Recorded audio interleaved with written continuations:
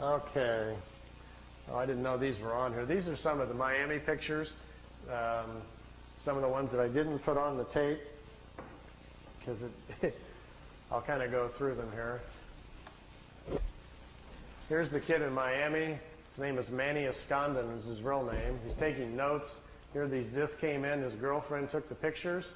These are flat-bottom discs. They're made on Earth. They're called Vril discs, V-R-I-L. They're manufactured down in Brazil. They also have a factory down by in New Schwabenland in Antarctica. There's another picture. There's a news copter came in. Look at the first three discs. When they see the copter, they start to turn invisible or put their shields up. And the first three crafts, they go out in a series, are just becoming invisible when he snapped the picture. It was taken with a Polaroid at a 30th of a second, so it caught it right in the mid of going out there. These discs were designed by German technology in the late 40s. The first ones we know of that were tested out were probably around 47 or 48. They're called Vril levitation devices. As you can see, they actually fly quite well. Notice the nice V formation. Being typical earthbound Air Force pilots, they're still flying in formation. We understand this technology a little bit because intelligence has shot down some of their ships, learned how they're doing it. And when you hear rumors about how the Americans are building flying discs, what we're doing is playing catch-up to the German technology that's been around since the 40s. Their technology has accelerated tremendously. They make two different types of levitation devices. That's what we're doing out in Area 51. We manufacture the devices in San Diego. They're put together by General Electric. We test them at Area 51. Here's the German disc parked down on the ground at a facility down in Brazil. Here's four guys standing next to it down there. There's a whole row of them. He couldn't count how many were down there. He had his Polaroid with him and grabbed a few short shots there. Over here's two guys here and a craft coming in. You can see the two guys standing here. And down here at the bottom, which I know isn't clear, is one of these old bell-shaped crafts. Many of you are probably not familiar, but there was a fellow named George Adamski back in 1962 who claimed to be having contacts with people from Venus. This was the craft he was taking pictures of. George's contacts were real, but he wasn't having contacts with anybody from Venus. The blonde-haired ladies that were inside the craft were actually from Brazil. That's where the crafts were flying out of. They've been making them down there since about 1947.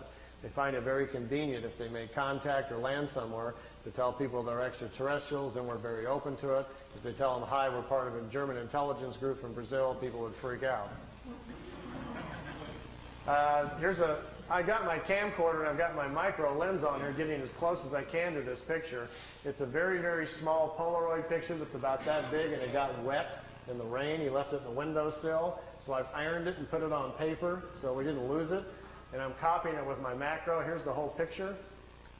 Over here is one of the old bell-shaped discs. Here's one in the air. Notice the platforms they're sitting on. There's a guy standing here. There's a guy over here just coming out of this disc. I'm trying to get real close to the bottom of it here so we can see what they're like.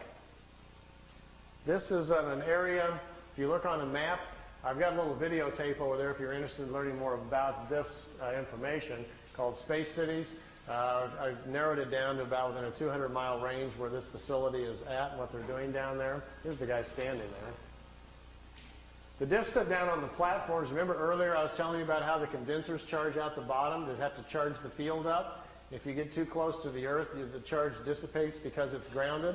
These metal platforms, they sit them down on the platforms, then they can keep the ship charged up. And if they need to take back off right away, they can. They don't have to wait for the ship to charge back up. The platforms charge them up for them, so they can lift right back off. If they would set it down without the platform on the tripod legs, they got to go through the process again of charging the capacitors up, which takes 3 to 4 minutes. So if they're in a hurry to get away, they're in big trouble. These old bell-shaped discs actually have 3 Mercedes-Benz truck engines in them, driving the magnetic field. This was their first design that they made. This is the first ones that the Germans built. These craft here were under consideration, and they were working on them in the end of World War II. When you hear about Hitler's secret weapon at the World War II, if you go back and look at the newspapers, that's what he was talking about. They were in hopes they would get these things up and working, and they would still have a chance then to win the war. fortunately for all of us, they did not, or we'd all be speaking German today. Interesting side effect, too, once they finally did get them up and working, they made lousy war weapons because the field around them prevents you from dropping bombs or anything out of them. It ignites the bombs.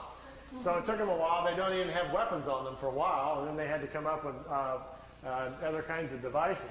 This was the first pictures I saw from the kid in Florida of his German contacts, and to my knowledge, I still think they're his best and perhaps his only contacts.